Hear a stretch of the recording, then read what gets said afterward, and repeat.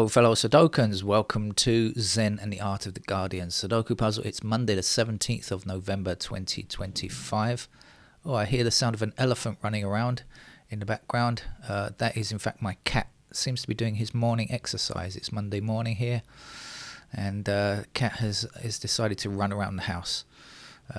He's blocked from this room at the moment while I play the game, but I can. If you're hearing kind of elephant running sounds in the background, that's a small cat somehow managing to sound like an elephant, a high speed elephant. I should add. What's going on in the world? Oh, by the way, this is the easy level game of the Guardian, which is a beginner level game. I shall be explaining the rules of Sudoku in a moment. I explain the rules every Monday, but also if you're new to the channel, welcome. Hit the subscribe button. Thank you very much. And what am I going to say? Oh yeah, this is a kind of not just a pure Sudoku channel. It's a chat channel for me to get out my thoughts of the day. And I see that and often talk about items of news. So I see that in South Korea, Samsung has said that it's going to invest in South Korea, like in plants and stuff like that, because in South Korea they're getting a bit worried that it seems like all they're doing in South Korea is announcing investments in the US. But the hilarious thing is that most of this stuff about pledging support for US investment in the US is absolute bullsugar. It's nonsense. It's absolute rubbish. They just tell Trump that they're going to, and Trump says yeah. So it says like it happens like this. They say, okay, Trump, we're going to invest $1 billion in your country, and Trump says, see, we've got a deal to invest $100 billion in our country from this company, because he inflates it by 100 times. And they're never going to do it anyway. He says they've got the money. Of course they haven't got the money, because all of this is just like a promise to do that, a promise. None of these promises are real or worth anything at all, but they placate him, and he, make him, like, give him some political capital, of course. He does love to talk about stupid numbers as well that he just made up. Apparently the last number that he's giving of investments that he's got in the US is $17 trillion. $17 trillion. This is such nonsense. Absolute, complete fantasy. It stands not in any way, there is no reality whatsoever. Even the White House itself has said 8 trillion. So he's like more than doubled that immediately. But even the 8 trillion is nonsense, because almost everything that has been promised is not real. The EU promised 600 billion, but it's not really going to give that money. It's Saudi Arabia promised 600 billion and said this is an intention. It's not an investment, it's just an intention. India has said $500 billion is not an investment in the US, but is about bilateral trade, so it's nothing else. Again, Qatar, this is the hilarious one. It's that Qatar has promised 1.2 trillion in foreign investment, and if you believe that, I've got a bridge to sell you. It's pretty hilarious. The reason is because they would need massive amounts of money from other places, not even from themselves. Many of these countries that are giving a promise to give 1.4 trillion from the UAE, right, is actually double the GDP of that country. So you think that a country is going to give double its GDP in foreign investment? This is such nonsense. None of it is real. Absolutely none of it is real. And if you want proof of that none of it is real, all you have to do is go back and check what Trump did in his first term, where he said all of these factories were going to open. Remember, he went around to different states saying, oh yeah, a factory is going to open, and they never did open. In fact, they just stopped building after they went around like looking, like as though they were building stuff. Trump went around on his PR exercises, and then shortly after that they just stopped. They stopped building and nothing ever happened. But morons continue to believe in him. So there you go. We are not morons on this channel. We have the idea that logic can be enough to find a solution to a puzzle. And that's what we do. We use our logic and our idea that some things are true and some things are false.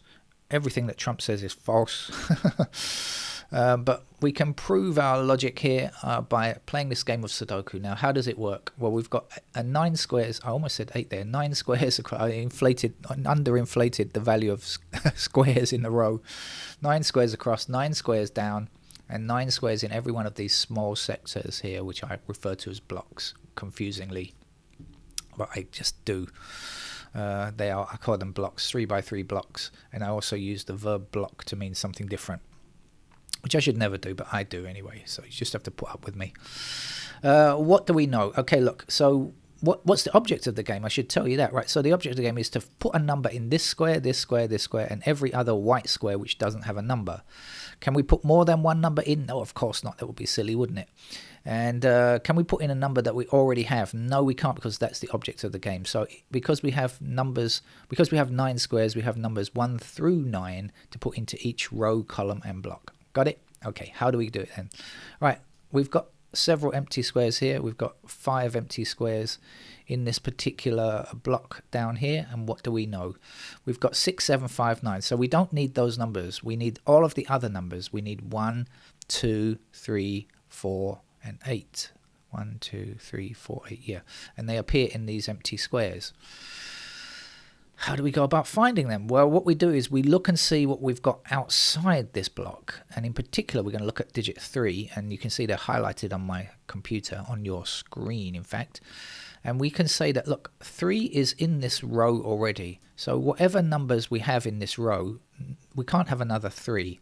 So it means that these 3 squares here, excuse me, cheese sandwich I just had and pickle. These 3 squares are outlawed as being a 3. And we've got 3 in this row here, so that square there can't be 3, can it? Because on the same principle, this row cannot contain another 3. So all of these 4 squares are immediately blocked as becoming a 3. When I said that's my verb. And so no 3 is allowed in those blue squares there, but 3 must go there because that's the only available white square left. Okay, let's have a look. Let's have a look at this row along the bottom here. Now, there are 2 empty squares, okay? We've got a lot of numbers here already. We've got 2, 3, 4. If we check through and find out which numbers are missing, what we're going to find is that digits 1 and 5 are missing. We don't have 1 and we don't have 5. Those are the only 2 missing numbers, and they must go in these 2 squares here because that's all that's left. Now, we can see a 1 in this block here, and so we know that 1 can't go in any of these empty squares because numbers 1 to 9 once only. So this can't be a 1. So that leaves only 1 space here. It must be true, a fact, a provable fact, that 1 goes here. And now there's only 1 digit left for this whole row, which is 5. And that goes there. Now we'll take that 5 that we just placed and we're going to say that it blocks all the way up to the top here. And this 5 blocks all the way to the top here. And this 5 blocks across this row here. And what do we see? Only 1 possibility where the 5 can go. You getting the hang of it now? Good. Because that's what we need to keep doing. We've got 5 down here that blocks all its way across. That means, when I say blocks, I mean stops these squares from becoming. And that gives us a 5 in that square there. Then we go 5 blocking up here, 5 blocking down here. That gives us a 5 there. I use the word blocking because if you watch any of my videos, that's what you're going to find. 5's blocking across here, 5 blocking up here. And there is a 5. And then we go 5 blocking up here, and across here, and across here. And 5 in there. And now when we go looking for any more possibilities for 5, we are stumped. Why is that, you ask? Oh, you didn't ask. Okay. Well, the reason is because we've got a 5 in every row already. Look, when you check every row. If you check every column, we've got a 5 in every column already. And guess what? In every block, we've got 5. So there are no more digit 5s to find. That's all there are. So we'll have to look for another number now, and we don't have to worry about digit 5. It's grown up and left home. We've got 1s blocking down here and down here. That gives us a 1 in that square there. if I'm going a bit too quickly for you, you can always just go back and rewind the video and play it again. You don't even have to listen to the old rewind sounds like we used to do with VHS machines. No, now you just click on a button and back it goes. We've got a 1 blocking up here. That's going to give us a 1 in that square. And then we're going to go 1 across here, a 1 up there, and 1 blocking across here for a 1 there. And guess what? Like digit 5, there are no more 1s necessary because every row, every column, and every block already has a digit 1. So that's taken care of. We can... Oh, yeah, my mouse did a funny thing there. The arrow jumped off the screen. There we go. Right, have we finished? No, we haven't finished because we've got 7 other digits to find. We've got 3 blocking up here, blocking down there. That's going to give us a 3 in that square. 3 blocking across here, and up there. That's going to give us a 3 in that square. 3 is going up here, up there, and across there will give us a 3 here. And then 3 across here, and there, and up here, and up there. You can guess what I'm going to say now, I think. Yes, indeed. 3s have now joined digit 1 and 5, that they are finished. There's no more to be found. There are no more to be found. We've got 2 blocking up here, blocking up there. You see how it gets easier when we've got more numbers. Now, you might think, well, that's obvious, right? The more numbers you fill in, the easier it gets. But it can be a false friend, because when you get to the more difficult games like the New York Times that I played yesterday, which was really a tough game, it's, you know, after playing a few digits you would imagine it gets easier. No, it just got very difficult. All right, 2 blocks across here and 2 blocks up here. That's going to give us 2 in that square. 2 blocking to the bottom here and down here gives us 2 there. 2 blocking across there. There's a 2. Like I said, I'm doing this pretty quickly, I know, but I think it's a speed that you can follow. That's the end of digit 2. So 1, 2, 3, and 5 are now finished. By the way, if this game is kind of too easy for you or whatever, if you just check out the Monday games, or at the end of this video, I'll have like a little playlist of easy level games that you can learn and practice with. And some weeks I teach different things, so I don't always teach it in the same way. 6 blocks across here and across here, that gives me a 6 there. So if you're new to the game, it could be helpful to you to check out some of my other easy level videos, because they're not always the same thing. 9 blocks up here gives a 9 there, and now there's only one number left. We've got 1, 2, 3, but we can't find a 4 anywhere, so that's the missing number. So we put it there. Then that 4 that we've just inserted, you can often use the number you've just put in to help you find the next iteration of that number. 4 is blocking across there. There's a 4. Now there's one empty square here, so let's find that missing number. 1, 2, 3, 4, 5, 6, 7, no 8. So that's an 8. Now the 8 blocks up here, the 8 blocks up here, and the 8 blocks across there. That's going to give us an 8 in that square. We've got an 8 blocking down here. So there's an 8, and the last number to go there is, I'm not going to tell you. Why not? Because since we're on 8 and we're on a roll, sometimes it's a good idea to follow a number around, because we can come back and do this at any time. It's easy, right? So we'll put the 8 there, and we've got 8 blocking across here and 8 blocking down here, and there's an 8.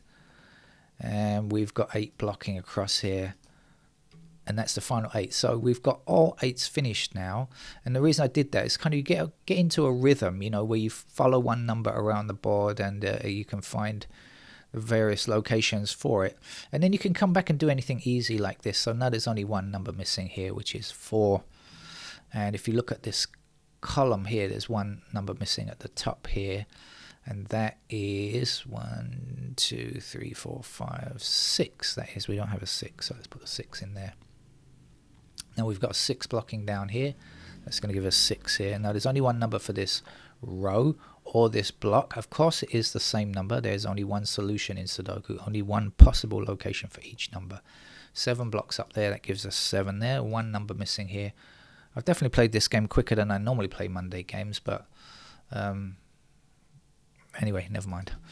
9 there, and this will be a 7. I try to slow down on a Monday if I can, but sometimes you just can't. 7 blocks up here, and so that's a 7. Or you can look down this column and see which number is missing, and you'll find it's a 7. Right, okay, so a chance to point out something, because I normally try and point out something like this. It's all been very, very easy so far. Now let's see, we've got 7 missing in one of these 2 squares. Which one does the 7 go in? Well, what we can imagine sometimes is, look, 7 blocks across here, and that gives us the possibility of a 7 in this square or in this square only, right? No other places where a 7 can go. So if the 7 is here or the 7 is here, it doesn't matter, because this square cannot be 7, because we will already have filled in a 7 for this row. So that, again, that leaves just one empty space. So we know that the 7 is there. And now we've got one number at the top here, which is a 9. And we've got one number for this column, which is... no, not that. 4. And one number missing here. 1, 2, 3, 4, 5, 6. We don't have 6. Or look down here, whichever way you find is easier. And now we've got one number missing over here, which is a 9. And one number missing here, which is a 4. So 4 blocks across here, 4 blocks up there. There is our 4. Back down here for the single missing number. 7, I think that is in this column. We don't have a 7 yet. 7 also blocks across there. There's a 7, or 7 for missing from that row if you prefer. We're almost done. 4 blocks down there, that gives us a 4 in that square, and now there's just one number missing here, which is a 6. 6 blocks up there, giving us a 6, and wouldn't you believe it, just a digit 9 to finish the game. Very easy, super easy game there, perfect for if people have never played the game before. And as I say, you'll see coming up very shortly, you'll see a playlist of easy level games that you can click on. Go back for the last couple of years. My Guardian Mondays are always beginner level games. If you're interested in more difficult games, I'll be playing some later on today. Take care. Bye bye.